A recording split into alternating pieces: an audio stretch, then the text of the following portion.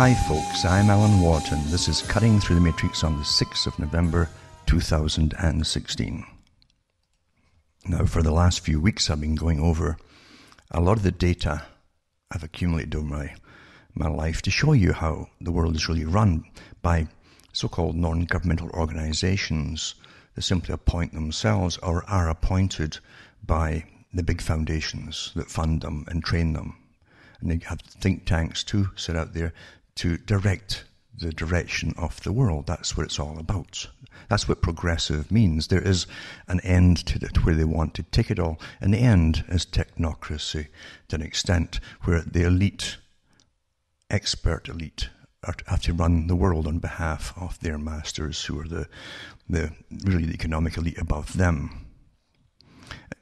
You find that Julian Huxley actually mentioned it in that way, in fact. So the scientific elites would run everything on behalf of their masters. And that's what we're going through drastically today. It's strange to me to just sit back and watch all this, the greatest show in history, really, for a long time, of politics. And the public have come such a long, long way, so far into this morass of being ruled by faceless bureaucrats across the whole planet, the United Nations, and all part of the one system. And I've gone through it so many times, so I won't go over it all again. But that's what runs the world, and we don't elect this system. It basically brought itself in, and gradually, until you're there, basically. They use the Fabian style of socialism, creeping to an extent, a few paces every few years.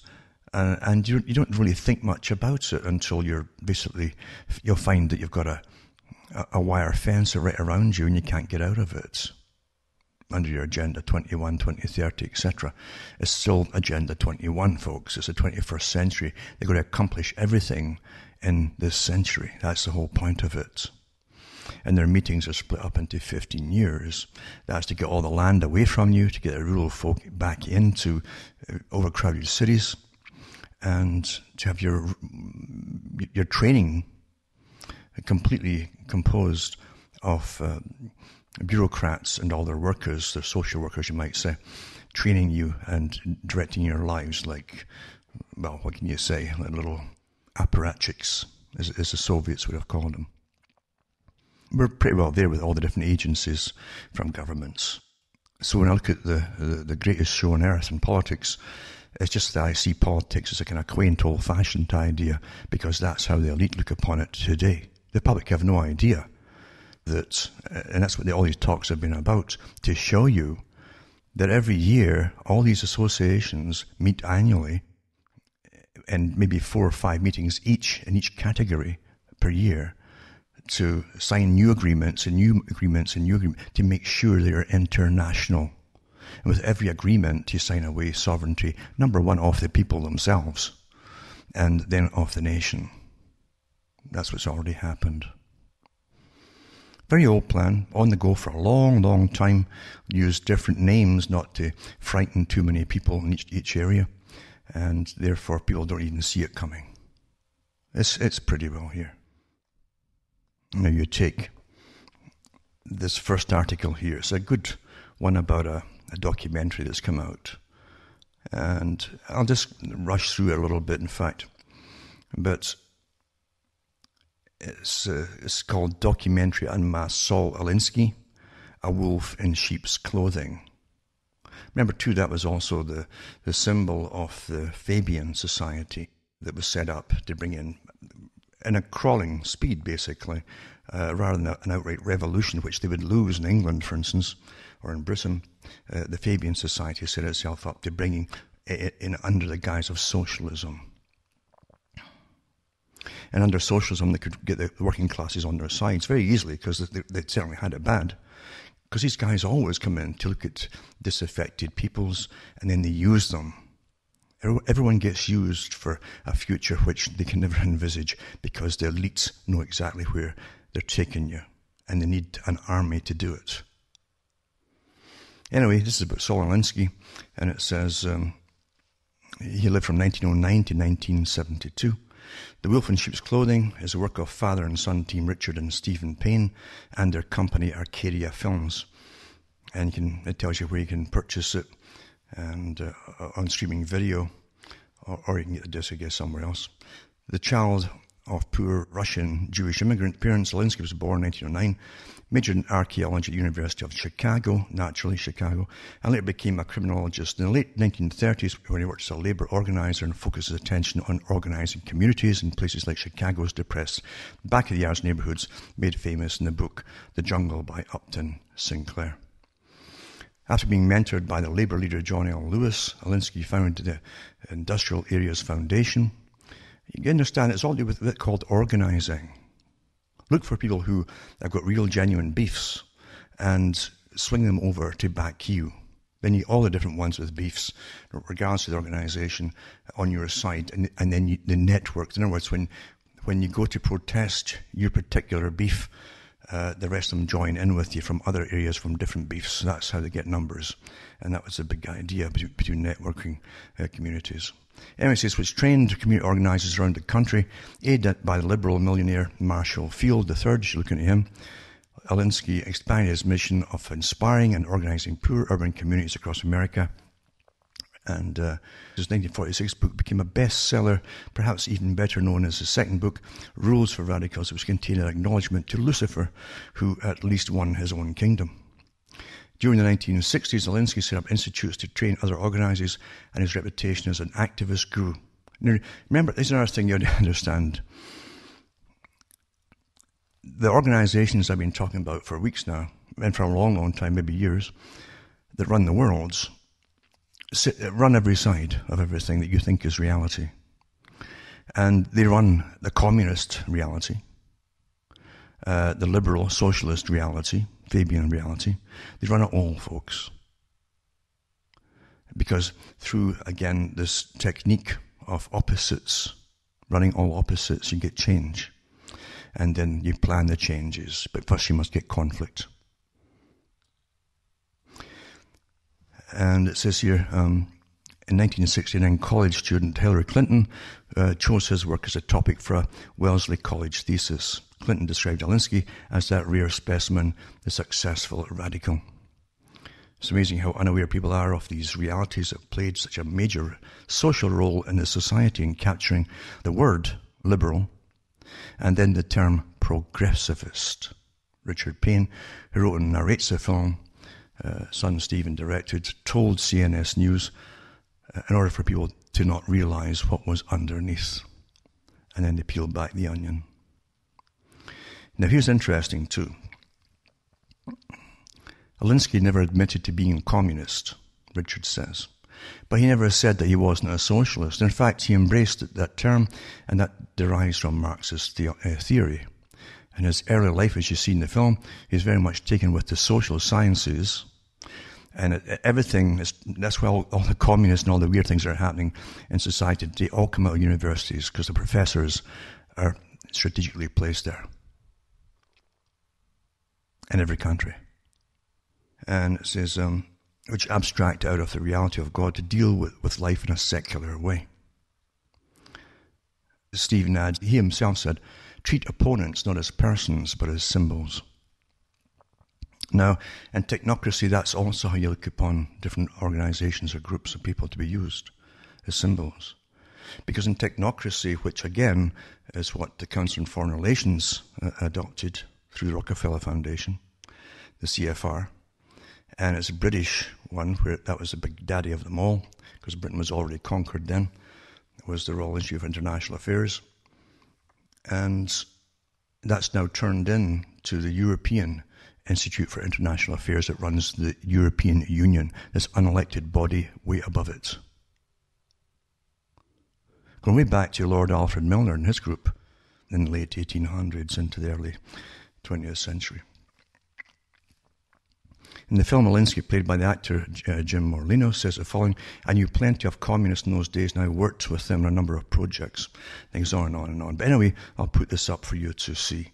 But what I'm showing you is that, remember, the wolf in sheep's clothing really originated from the symbol and the technique of the Fabian Society, which George Bernard Shaw and H.G. Wells and others, and the big Astor family that funded it all, for slow revolution, social rather than a bloody one, because Britain would definitely never lose if they started a bloody revolution.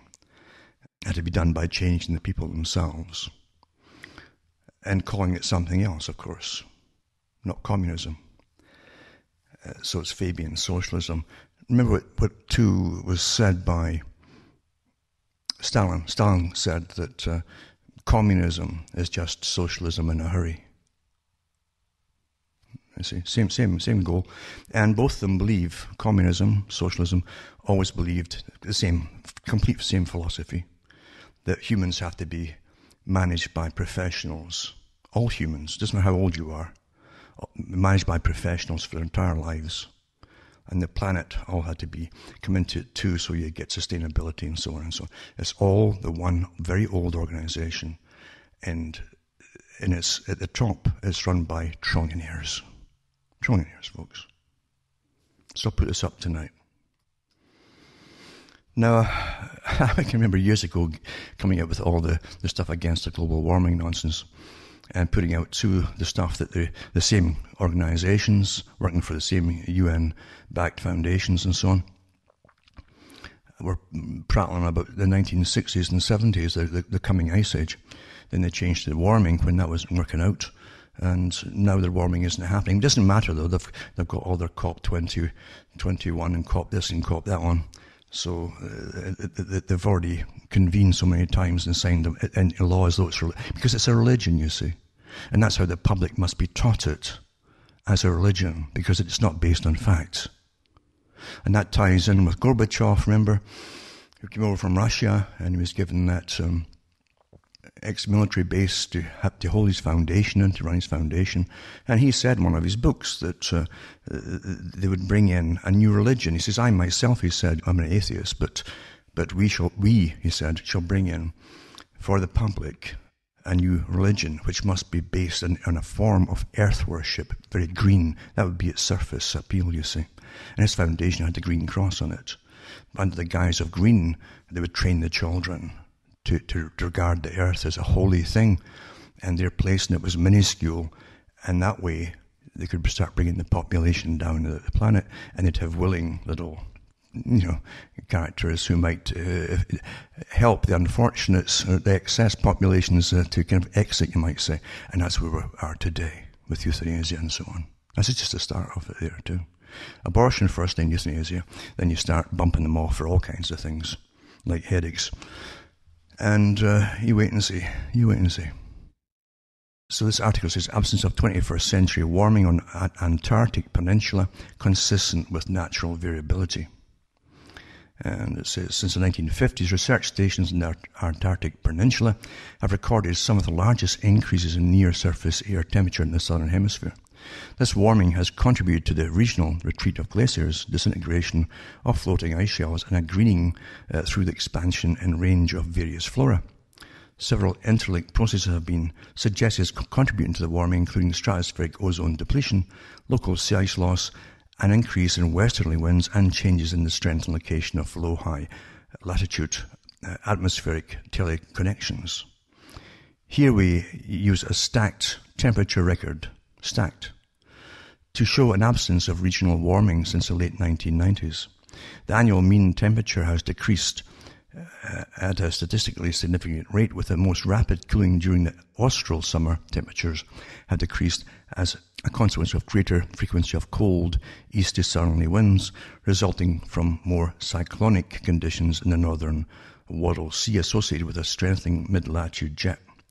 These circulation changes have also increased the advection of sea ice towards the east coast of the peninsula, amplifying their effect. Our findings cover only 1% of the Antarctic continent and emphasize that decadal temperature changes in this region are not primarily associated with the drivers of global temperature change, but rather reflect the extreme natural internal variability of the regional atmospheric circulation.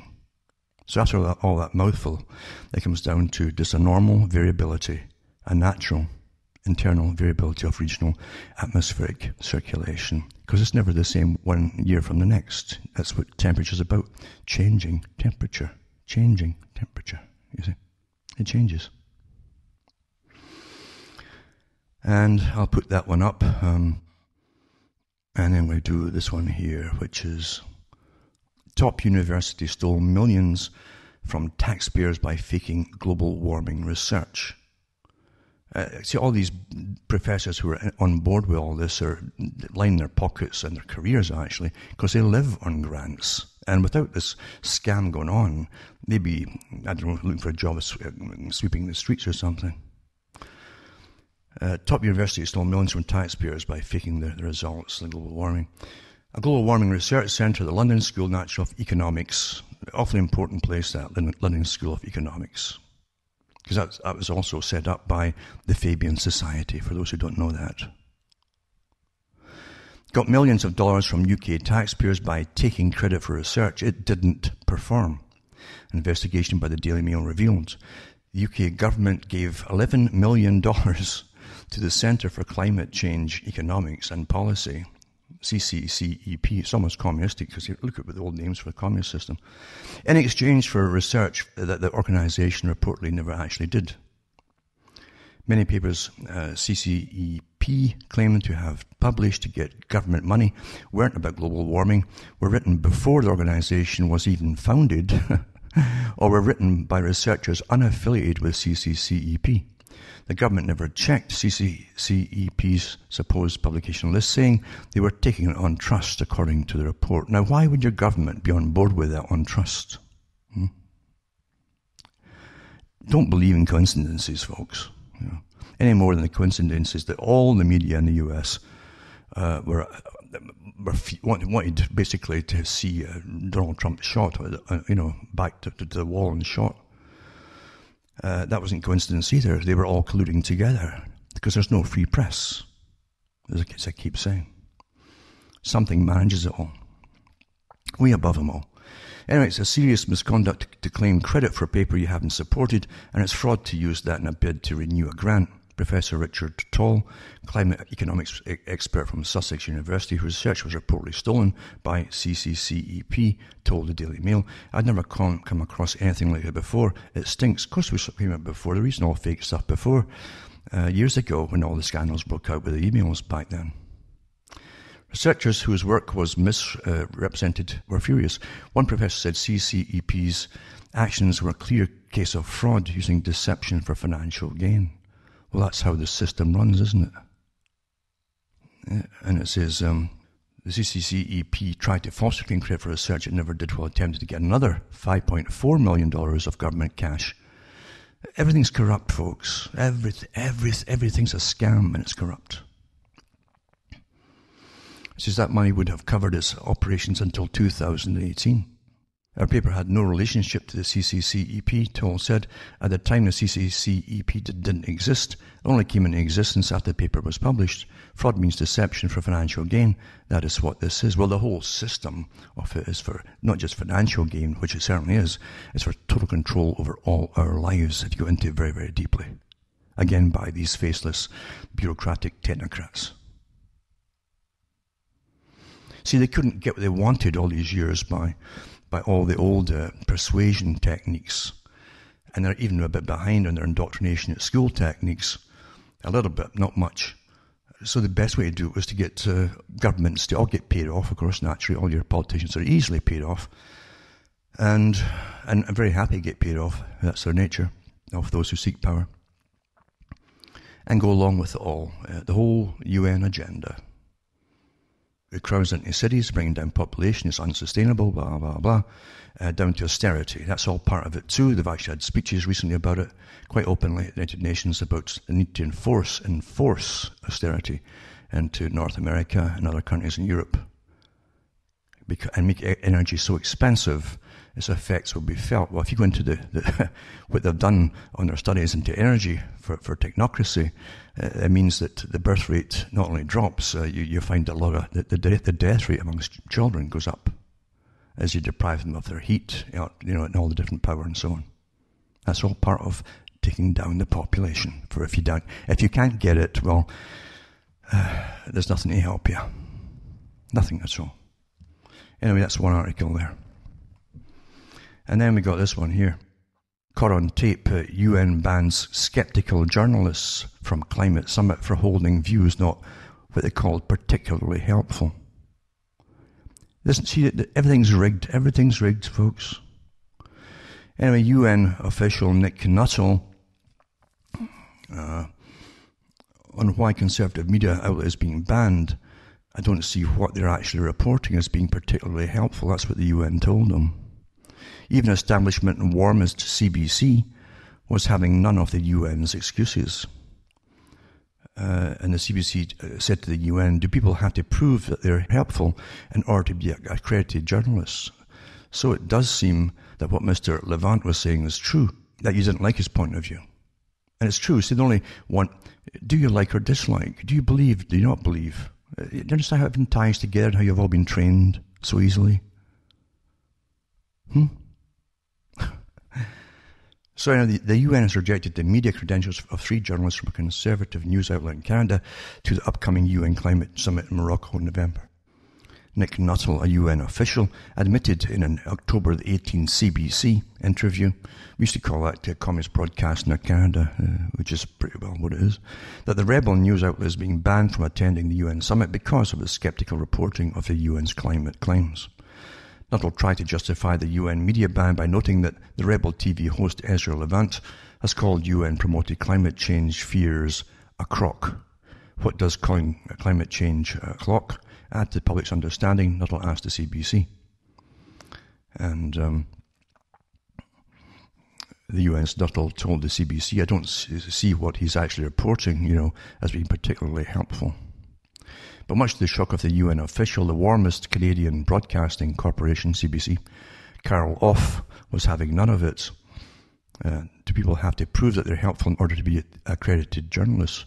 Off, who hosts As It Happens program at CBC, asked the UN's Nuttall. A clearly flustered Nuttall responded, well, what do you think journalism is all about, or is about? And then they go into this thing about journalism and so on and so on. But it doesn't make any difference because it's law. You see, this has all been made law as you're all sleeping away or distracted with other things. And by God, they're awfully good at distracting you, aren't they? Yeah.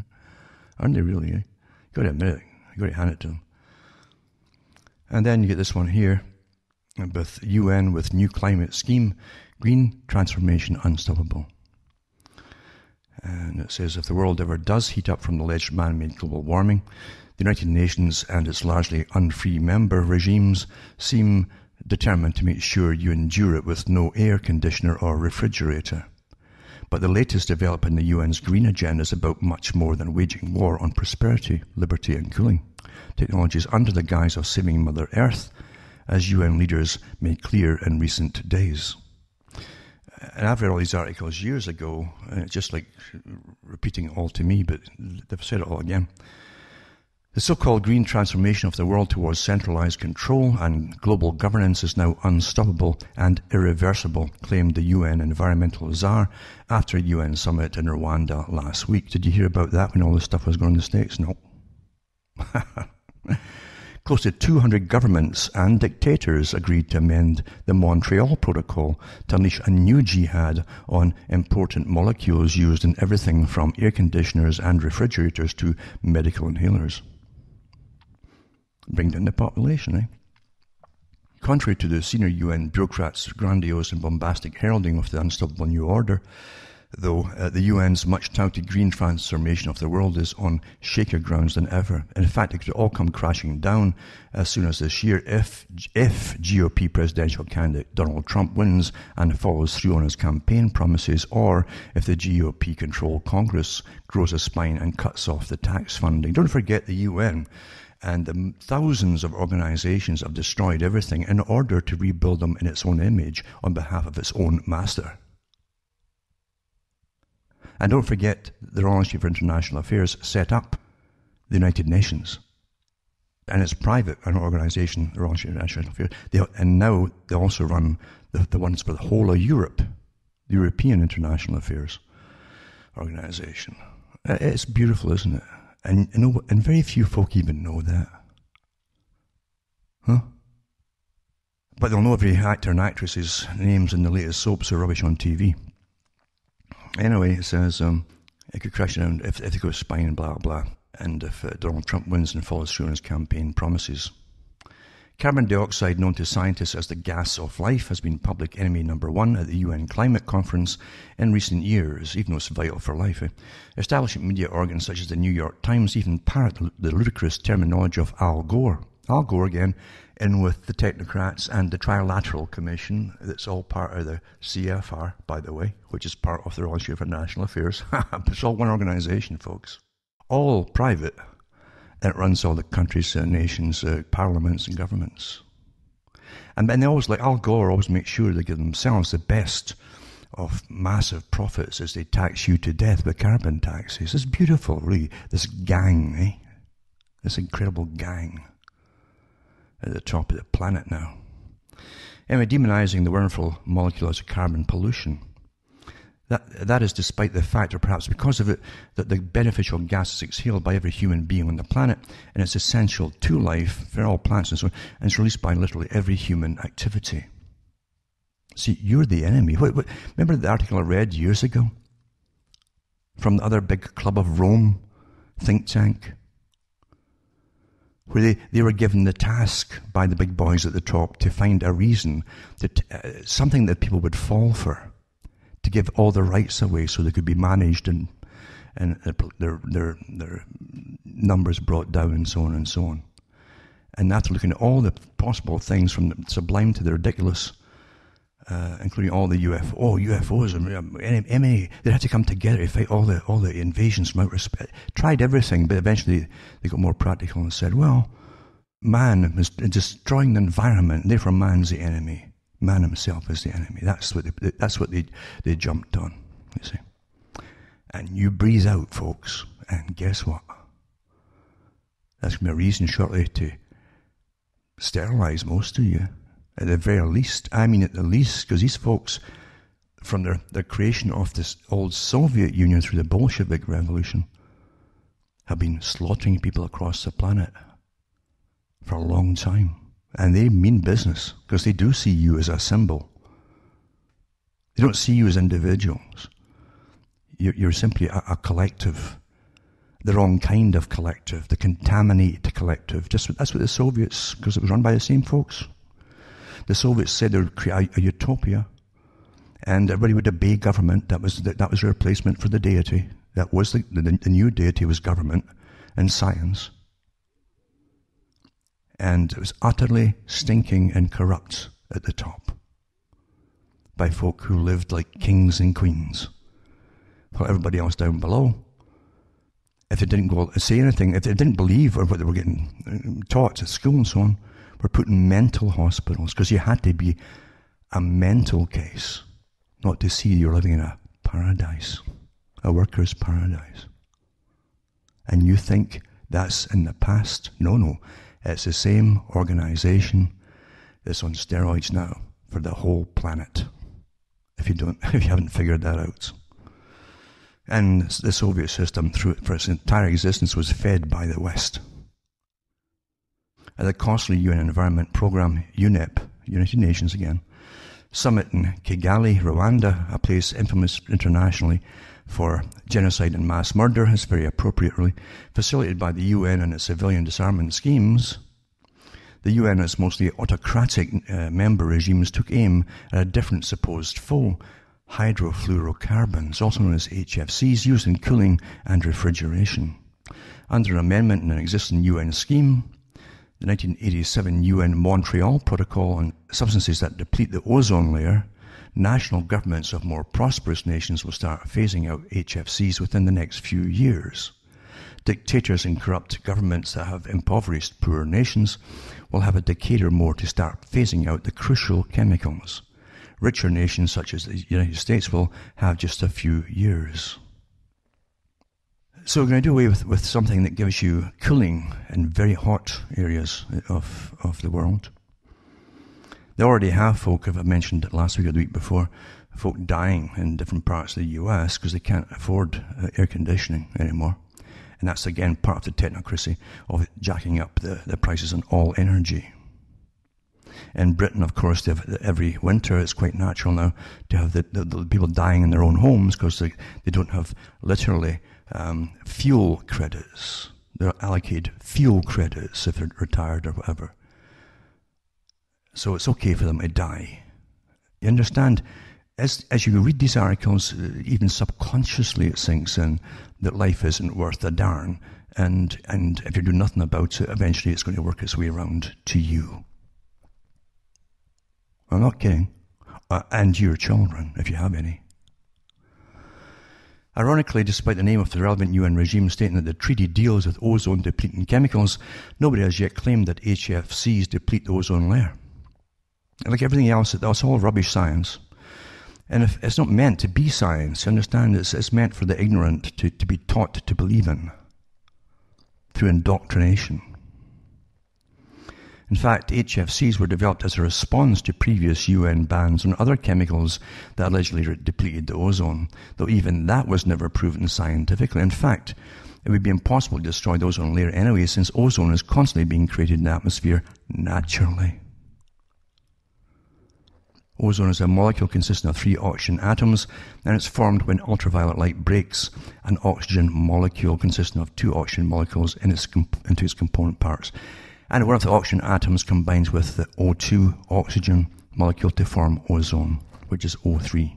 Put simply, so long as oxygen in the atmosphere is not depleted and there's ultraviolet light, the ozone in the atmosphere will not be depleted either. But the UN's chief environmental bureaucrat explained this scheme is much bigger than just battling life-saving chemicals under the guise of supposedly controlling climate, the ozone, or anything else. It's about a fundamental transformation of the world. It's about much more than the ozone layer and HFC. It says, this is from Executive Director at the UNEP, Eric Solheim. It's a clear statement by all world leaders that the green transformation started in Paris is irreversible and unstoppable. Well, you know what you do? You take out all these agreements and you tear them all up, folks. You tear them all up. Because you don't vote for any of these characters or any of these organizations, and you've been your whole life under something that is not democratic in any possible sense of the term. And they've been training you that somehow it's supranational. It's like a God thing. That's United Nations and all its organizations. Anyway, I'll put this article up too. It's just disgusting to me. Disgusting. And UN Habitat 3 pushes compact cities. They just had the Habitat 3 when, again, all this fiasco with politics was going on. And the world repeatedly described as under the threat from innumerable challenges, including income inequality, inadequate urban infrastructure, discrimination against minorities of every stripe, and climate change. Participants at the UN's Habitat 3 conference in Quito, Ecuador, were told that comprehensive planning aimed at densely concentrating people in urban areas offered the best way forward to a sustainable future. I read this stuff years and years and years ago. Addressing the Habitat 3 on the conference the first day, Serge Salat, director of the Urban Morphology Lab in France, said compact cities with residents living as close as possible to public transportation should be the goal of urban planners. He noted that ready access to public transportation would mean residents would no longer need cars to take them to work and recreation. This, he added, would make forward-looking cities leaders in the fight against climate change. Salat's panel at Habitat 3 discussing green solutions to climate change and other urban problems. Salat, it should be noted, is an advisor to the United Nations Intergovernmental Panel on Climate Change. See, it's all one big massive scam working together, and you didn't vote for any of it. Then they talk about creating open spaces in wild areas and how to take more and more land off the people and so on. You can't go into it, etc., etc. And so in other words, by making land off limits for people to live and work, they will have little choice but to settle in densely populated urban areas. If parents prefer raising a family in a suburban environment, they will have to think again. Under this scheme, central planners will stack the deck in favour of compact cities. This is a new urban agenda and the world's poor. Welcome to Habitat 3's new urban agenda. UN functionaries green non-governmental organisations, none of these folk you vote for, folks. I mean, they'll work for the big foundations, which are all one big club. And their allies and national governments want to see this top-down globalised agenda imposed around the world. And it says the world's poor and the most vulnerable. They're right, but what they refuse to see is that their schemes will put the poor at even greater risk. Limiting the amount of land that's available for homes drives up the cost of housing. Promoting unreliable, unaffordable renewable energy drives up the cost of electricity. In both cases, it's the poor who end up on the short end of the stick. And I'll put that up again as these big evil... to most focused, nameless and faceless bureaucrats run your lives, and you don't elect any of them. Any of them. Also, the UN doesn't like the way you live. It's another article. I'll put that up too. It says UN's Habitat 3 conference in Quito, Ecuador are exhorted on blue and white UN colours billboards to do their best for the world's cities. And they go through the compact cities again.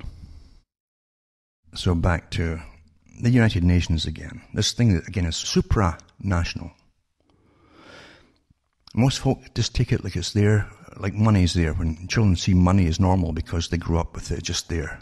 So it must be normal. And apart from that, they know nothing else about it. The same with the United Nations. It's there when you're born. It must be normal. And it's somehow you don't vote it in. In fact, they don't even think that far about it. It's already putting itself in some sort of supranational, godlike place. And you don't vote for it, as I say. Where is it situated? In US, of course, naturally. Because the US primarily funds it all. And this is literally a way of taking over the planet if you haven't figured it out on behalf of an elite, a global elite. Anyway, Antonio Guterres is confirmed as the next Secretary General of the United Nations. The socialist, he's Socialist International. You see, their name for communism, folks who haven't figured it out yet. Who, again, is an elitist, complete elitist, where the experts should run the planet, you see. And you're all faceless masses. And that's what it's all about. Anyway, the socialist former Prime Minister of Portugal has been confirmed as the next Secretary General of the United Nations, taking over at a time when the world is rocked by terrorism. Oh my goodness. All planned again, run by, again, where else was funded from the US, the terrorism across the planet, as we all know. Reeling from the refugee crisis and struggling to resolve the war in Syria, as they fund ISIS and created them too. Old stories, eh? Antonio Guterres, a 67-year-old former Secretary of Socialist International and head of the UN's Refugee Agency, will succeed Ban Ki-moon on January the 1st. On Thursday, the UN General Assembly approved a recommendation made by the Security Council on October the 5th. And it says, speaking 10 years to the day after his own appointment as Secretary General, he says, Secretary General-elect Guterres is well known to all of us in the hall. Well, he is to them, this private club, you see, that runs our planet on behalf of their masters. And it's a big rah-rah-rah for this nonsense. Guterres was also in charge of bringing lots of, up in all the quotas of this so-called migrants. It's amazing how many different terms have used for this nonsense. And you'll find that too when you're in a lot of nonsense, like this wiping out Europe and so on. That's this intention of it, whole Europe, to bring in the new. Then you'll find they have different terms. They themselves give you different terms of what to call them to confuse you, rather than you call them what obviously it is, you see. Anyway, Guterres has said that he intends to make preventing crisis a priority. We need a surge in diplomacy for peace, he says. Where's he going to start? Remember, it's the NATO armament group, of course, they run there too, from the United Nations. That's the military wing of the United Nations. The same ones that bomb Libya and other countries too. The international community spends much more time and resources managing crisis than preventing them. Well, you see, that's because we're not in charge of our own countries. And what do you mean the international community? Most folk in one country are as ignorant as the folk in the next country regarding this international community, because we're out of the picture. We get no say in it whatsoever. But you see, you're supposed to start using these terms, international community.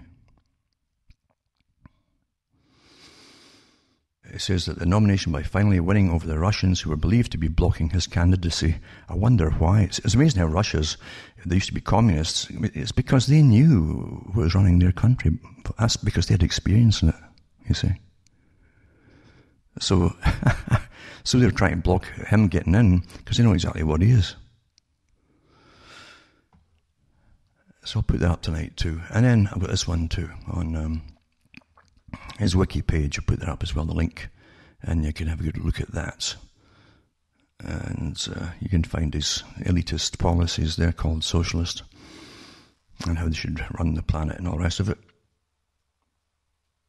And how he's worked with the European Union for a long, long time. Don't forget that they'll all be members of the, not just the Royal Institute for International Affairs, but the ones behind it, which created the European Institute for International Affairs for the whole of Europe, rather than having to take one country at a time and run them quietly. One big club, you see. I'll put that link up if you want to find out a bit of his history there. But he's subservient to the bosses that rule the world. Now tonight too, I'm going to put some links up, awfully important, because a professor in Canada, in Toronto, University of Toronto, called Jordan Peterson, has taken up the challenge to this political correctness that everyone's getting forced to bow down to. And as he says, how can you possibly teach if people are restricting the language and the words that you actually use? And then they're telling you to replace the words you would use with these vague or else ridiculous sounding names. They can often, I suppose, mean the opposite. But he's got videos up of how this all started, and I'm telling you, you've got to watch them, because he's pointing out where you are right now. He's pointing out where you are, how you're already under tyranny. And believe you me, the group that's pushing this tyranny, universities, is subservient to the big bosses at the top, or the globalists, big boys at the top, planned this all. And he talks about gender studies and all the rest of it, and how they're, again, as I mentioned before, about how communism, the Bolsheviks, etc., and then communism in the USA especially, would go to every little group that had their own particular beef about whatever, and network them together to get more and more numbers. And so when you went on a demonstration, you would think, my God, there's an awful lot of folk really demanding the government changes this or that. But in reality, it's all different groups that only network together for the demonstrations. But anyway, that's how you rule the world, by demonstrating in front of governments and parliament until you get what you want. Only because the governments have been tipped off, or your parliaments have been tipped off, and the parliamentarians, to go along with this and let them have what they want, because it's the agenda. So I'll put this up tonight. Jordan Peterson, and he's a clinical psychologist, and you got to look at these videos, and maybe you'll start thinking for yourself. I've touched on it before too, with the whole idea of democracy. Democracy, remember, is supposed to be majority vote, vote of the people, with regards to listening to and not persecuting minorities. But when you see that they're using really small minorities to persecute the rest and rule over you, something's happened here. It's not democracy anymore, is it? It's not. Come on, let's be honest here. But, as I say, this is a big, massive organization that's running the planet altogether. And it's a very old organization. As I say, Lord Alfred Milner goes back to the 1800s. And even Winston Churchill, in one of his speeches, said that he had been ignorant of it. He didn't know what the name of it was. He knew it was existing. He knew it was manipulating government policy and even working against him at times when he was head of Britain. And he was furious at it, that literally he saw it as a subversive organization. They were using Britain at that time as a battering ram for empire to rule the planets. And then the same body of organization ran all the banks, the world banks and all the rest at that time, because they created it too in the central banking systems. And they also used crisis to push globalistic solutions to the organizations which they then created, the League of Nations. And then when they call themselves the Organization of International Affairs, then they created the United Nations, the World Bank, the Bank for International Settlements, etc., etc. This is all the same old system. Using all different groups. And the groups themselves often don't know. The followers never know anything. Followers never know what they're getting used for. Anyway, it says, this one here, this is awfully good too, because I mentioned this a couple of weeks ago about a particular central bank or banker for Greece it was, and he talked that the EU bank, the central bank for the EU, kept pushing loans on Greece when it couldn't pay up the previous loans back, and he said no, so they got rid of him. And I put the link up before where you hear him discussing this with Noam Chomsky. And but he did mention this. He didn't know. He thought that literally that this banking group that was under the central bank were responsible to the governments and so on. He didn't realize it was a shadow group under Thomas Weiser. Well, I'm going to put a link up tonight to hear Thomas Weiser, who is the real boss of the money system and the banking union. And he's given a talk to fellow members of, guess what? The Institute for International European Affairs. Same organization. That no one elects. They drafted up the EU agreement, who had drafted up the whole plan to merge the European countries into one. So this is the character who's in this non-democratic system, completing the banking union. Awfully good information as he's talking to some of his definitely lesser equals. He's not giving you all the stuff out all the cats out the bag, you might say. But Weiser does talk about the bail-ins, how they're centralizing everything for the bail-ins, etc., and what they might have to do. That goes with the Bank for International Settlements, the World Bank, because that's at the top of this big organization. And we've all signed on, all our countries signed on, if you don't know that, last year, I think it was, for the bail-ins, if they need to do so, just to steal your money out of the bank. So I'll put that up tonight too. I'll put up Thomas Weiser's wiki link, what they'll tell you at least, and his political career in the European Union. And he's the president of the Economic and Financial Committee of the European Union, as well as the president of the Eurogroup Working Group, EWG, which is an advisory body to the Eurogroup. And the EWG doesn't get elected either. So they meet once a day before the Economic and Financial Affairs Council. Good name it's called. It's called ECOFIN. I guess that's where they take the money out. And Council, or maybe the people are trying to pay all their debt off. Council and pre-agrees all ECOFIN's decisions on Eurozone affairs. And former Greek Minister of Finance Yanis Varoufakis claimed that Weiser holds considerable power within the Eurogroup, stating he's been part of every policy and every coup that resulted in Greece's immolation and Europe's ignominy. Sven Giegel, member of European Parliament, German Green Party, has stated in his correspondence with Varoufakis that Weiser is acting under the auspices of representatives of all finance ministries in the Eurozone, which forms the Eurozone Working Group. So there you go. Beautiful system, isn't it? So democratic. Most folk don't even know all these things exist. And the whole NAFTA deal was planned and drafted up by the same group too, this private organization. And they've got lots of articles out there. I've got stacks of them here. I've read lots in there. And also I've got more. If I'm not totally fed up, I might give you some more in the future. But the whole idea is to integrate the whole of the Americas together, same as Europe, under this incredible system that just plunders you and plunders you and plunders you, as you all have to bail out every other country that they've made part of it. Quite some, eh? And that's some.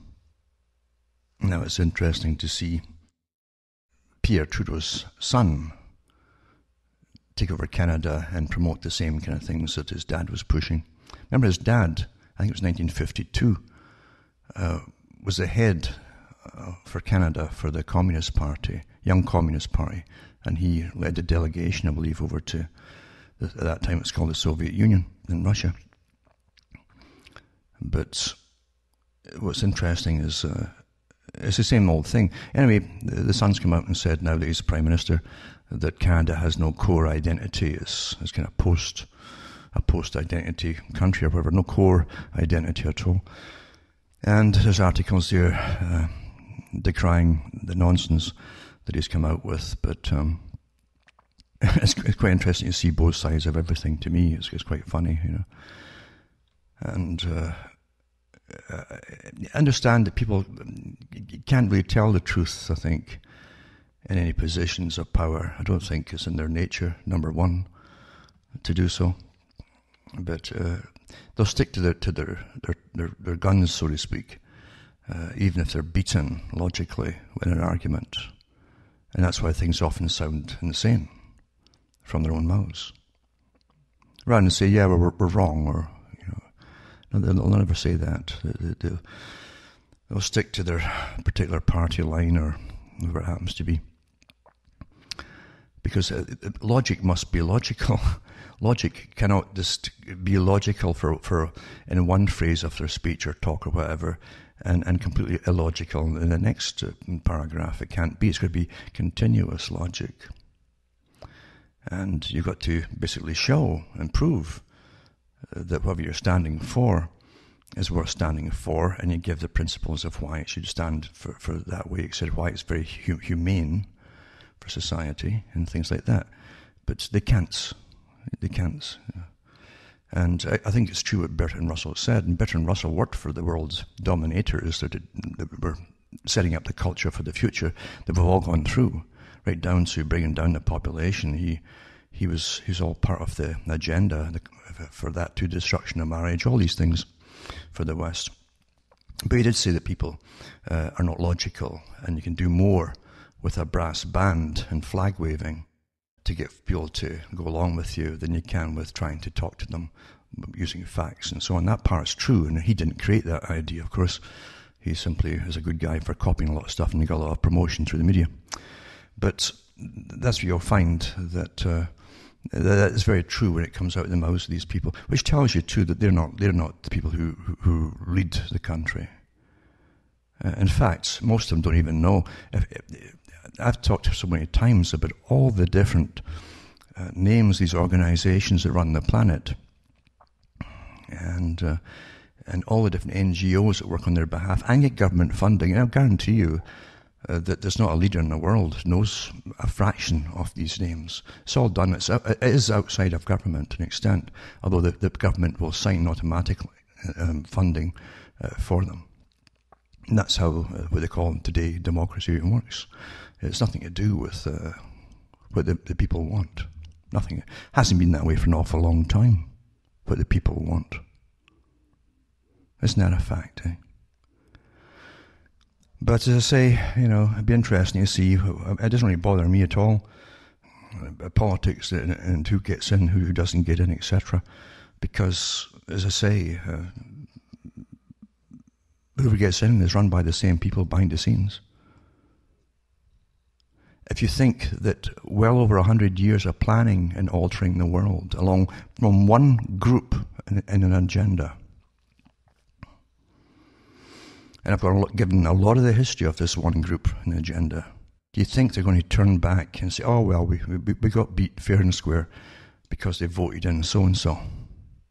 Do you think they'd stop and just give up and go home? Do you really think that? Of course they wouldn't. You're dealing with people who plan wars in advance. Remember the part of their group called the Peanut Group? That was only one little part of it for the US. But they had all the list of countries to be taken out, and they published it before 9/11 happened. You remember these things if you want to understand how you're ruled.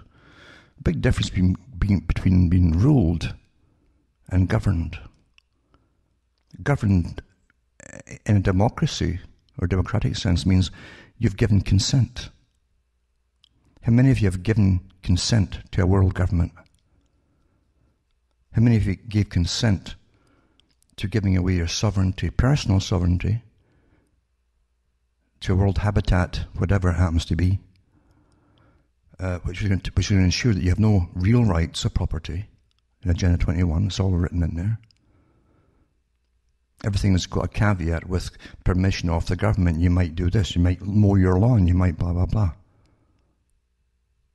But eventually you have no property rights whatsoever. That's all to be banned. And eventually you'll be lucky to get enough heat to heat yourself and keep alive in the winter if you're on a bottom list, down near the bottom. I'm not kidding, folks. I'm not kidding. Well, from myself from Ontario, Canada, where at night it's below freezing already, has been for the last week or two, it's good night. I mean, your God or your gods go with you.